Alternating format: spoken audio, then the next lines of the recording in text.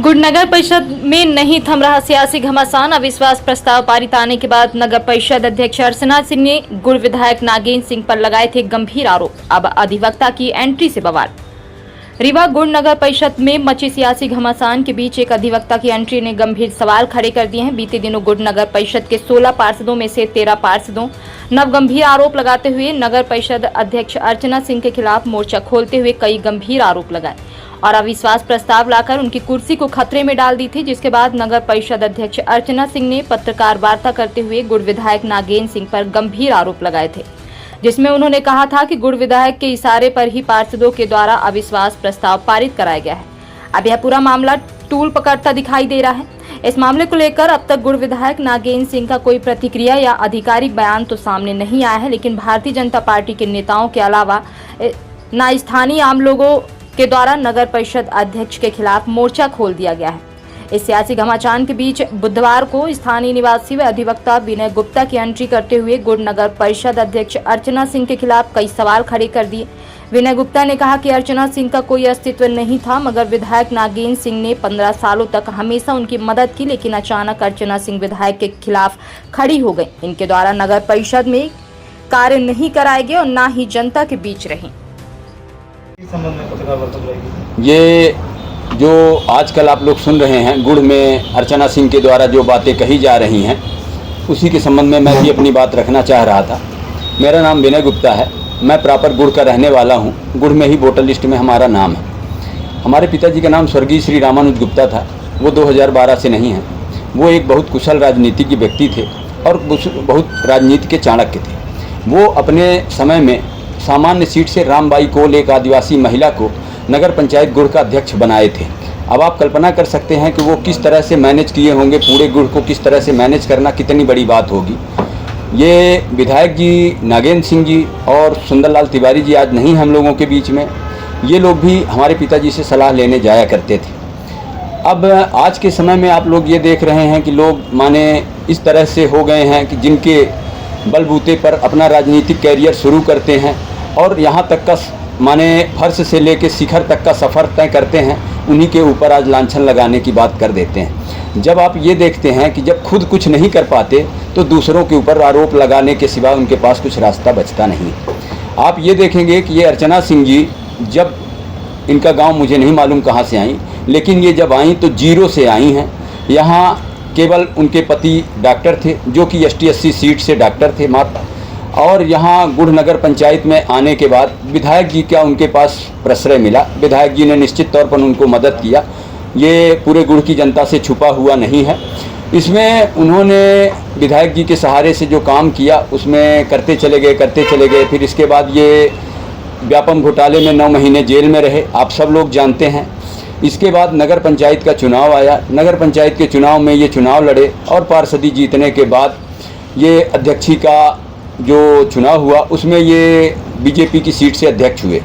निश्चित तौर पर नागेंद्र सिंह जी विधायक जी का इनके ऊपर बड़ा धस्त रहा, पूरी तरह से उन्होंने इनको समर्थन किया। उसी के आधार पर ये जीते चुनाव और अध्यक्ष बने। अब इनके अध्यक्ष का आप कार्यकाल देखेंगे तो ये कोई भी काम इनका बोलता हुआ गुड़ में आपको नहीं दिखेगा। जो काम बोले कि हाँ इन्होंने 4 साल में कुछ काम करके दिखाया, अब इनके बाद इनका काम भी नहीं बोल पाया। इसके बाद आप देखिए कि इनका मैनेजमेंट, जो पार्षदों का मैनेजमेंट होना चाहिए वास्तव में, तो ये पार्षदों को भी मैनेज नहीं कर पाए। पार्षदों को मैनेज करना अध्यक्ष की जिम्मेवारी है। आज आप ये कह दें कि वो लोग कुछ न कुछ चाहने के लिए ऐसा कर रहे हैं, कहना तो आसान है। किस तरह से अगर चाहते हैं, आप क्या चाहते हैं, वो क्या चाहते हैं, यही सारी चीज़ें एक मैनेजमेंट का विषय था जो आप मैनेज नहीं कर पाए। इसके बाद आपका आता है, ना तो आप काम कर पाए, ना तो आप पार्षदों को मैनेज कर पाए, ना तो आप विधायक जी को मैनेज कर पाए। अगर विधायक जी के माध्यम से आपने फर्श से लेके अर्श तक का सफ़र किया तो आप कम से कम विधायक जी को ही निभा पाते, तो उनको भी नहीं निभा पाए। आप कल्पना करिए कि माने शून्य से लेके यहाँ तक जब आप आए, और विधायक जी के बारे में अगर आप आज इस तरह की बात करते हैं, मैं विधायक जी के पक्ष में बात नहीं कर रहा हूँ बिल्कुल भी, मैं एक सामान्य नैतिकता की बात कर रहा हूँ। विधायक जी के बारे में आप इस तरह की बात कर देते हैं कि हमारे पास ऐसा है वैसा है, सारी चीज़ें कल को निश्चित तौर पर आज 15 सालों का विधायक जी का आपका साथ रहा है, विधायक जी के आपके अच्छे संबंध रहे हैं, पूरे गुड़ को ये बात पता है। हो सकता है कि आपके मन में कोई कलुषित विचार रहे हों, आपके मन में कोई इस तरह की भावनाएं रही हों कि कल हम उन भावनाओं का या उन चीज़ों का हम इस्तेमाल करके विधायक जी को दबाने की कोशिश करेंगे या ब्लैकमेल करने की कोशिश करेंगे। आपने कोई चीज़ें विधायक जी की संजो के रखी हो, ये आपका मंतव्य हो सकता है, लेकिन जहाँ तक लोग आपस में संबंधी रहते हैं, एक दूसरे के दोस्त रहते हैं, एक दूसरे के विचारों से मिलते जुलते रहते हैं, वहाँ अगर कोई व्यक्ति अंदर से चुपचाप से किसी की चीज़ों को संजो के रखना चाहे इस माने इस सोच के आधार पर कि कल हम इसका इस्तेमाल करेंगे, हो सकता है आपके पास कुछ हो।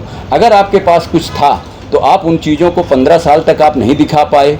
कल तक माने वही विधायक जी बहुत अच्छे हैं, उन्हीं के सहारे आप यहाँ तक का सफ़र किए, बहुत अच्छे हैं। आज आप पार्षदों को नहीं संभाले पाए तो आप अपनी कमियों को नहीं देख रहे हैं। आज आप विधायक जी के बारे में कहने लगते हैं, कल आप जनता के बारे में कहने लगोगे कि जनता गलत है, कल आप काम के बारे में कहने लगोगे काम गलत है।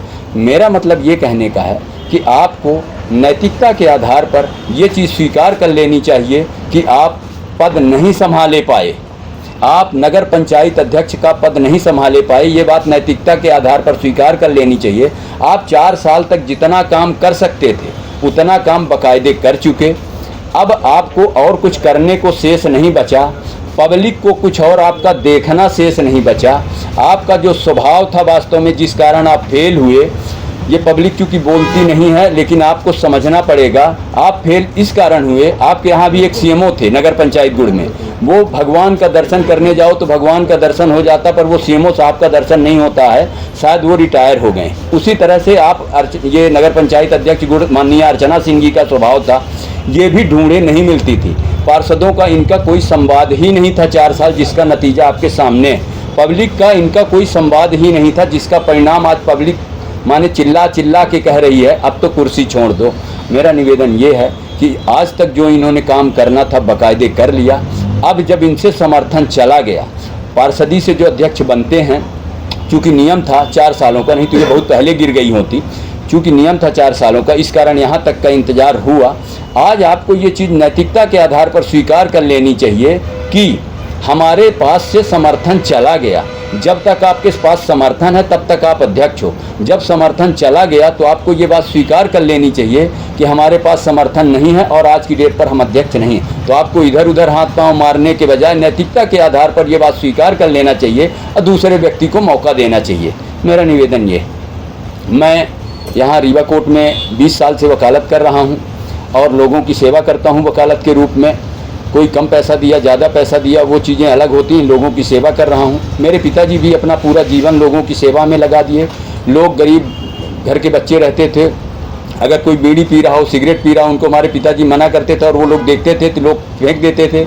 ये कहते थे कि बाबूजी आ गए, बीड़ी फेंक दो। माने एक लोगों के प्रति उनका जो जुड़ाव था, लोगों की जो भावनाएं थी उनके साथ इस तरह से, तो कहने का मतलब हम एक हमेशा से एक गरीब परिवार के, दलित पिछड़े शोषित लोगों के लिए सोच रखने वाले लोग हैं। गुड़ नगर पंचायत का जितना बुरा हाल इन 4 सालों में माननीय श्री अर्चना सिंह द्वारा किया गया, मैंने अभी अपने इस 40 साल की उम्र में ऐसा कभी भी कैरियर नहीं देखा।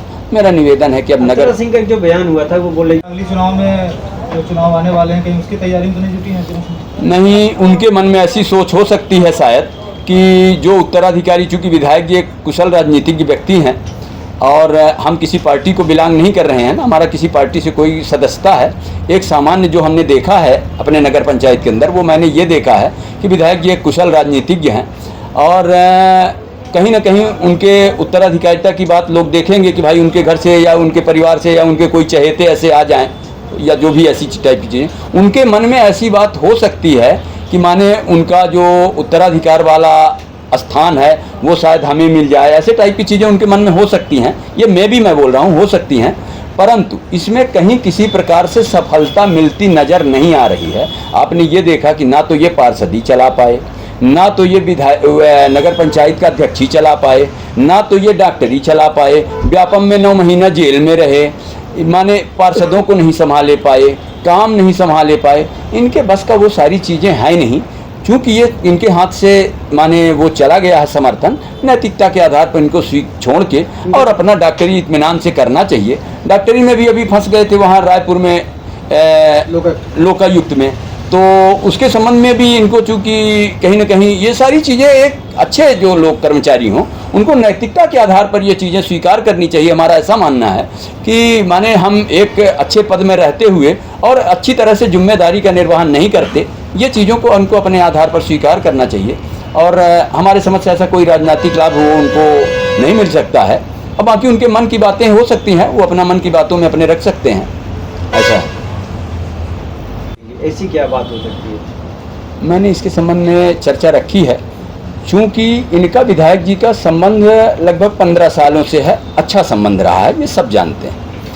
अब इसके बाद चूँकि हमारे पास तो कुछ है नहीं, कहें कि आप दिखा दो कैसा संबंध रहा, तो हमारे पास तो कुछ है नहीं कि हम दिखा देंगे कि साहब ये संबंध, लेकिन संबंध रहा। संबंध कैसा था? पीए थी, क्या थी? नहीं, पीए नहीं थी। संबंध मतलब विधायक जी इनको मदद करते थे, क्यों करते थे, क्या करते थे, ये उनके बीच की बात हो सकती है। जैसे आपस में दोस्ती होती है किसी की, हमारे कोई दोस्त हो सकते हैं, हम उनको मदद करते हैं। कल को हम चुनाव लड़ेंगे, बहुत सारे लोग हमारे साथ रहेंगे, हम बहुत सारे लोगों के साथ रहेंगे, ये चीज़ें थी हमारे समझ से। अचानक ऐसा क्या हुआ कि अचानक ऐसा क्या हुआ, ये बहुत अच्छा सवाल आपने किया।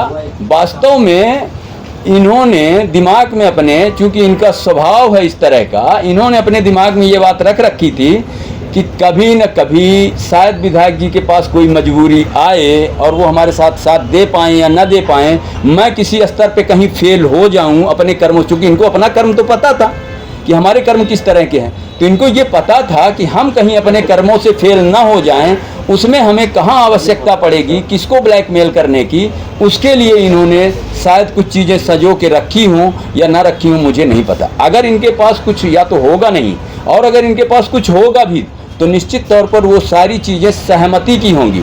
अगर ये कहीं कोई एक दूसरे से बातचीत करते नजर आएंगे तो दोनों जन बातचीत करते नजर आएंगे।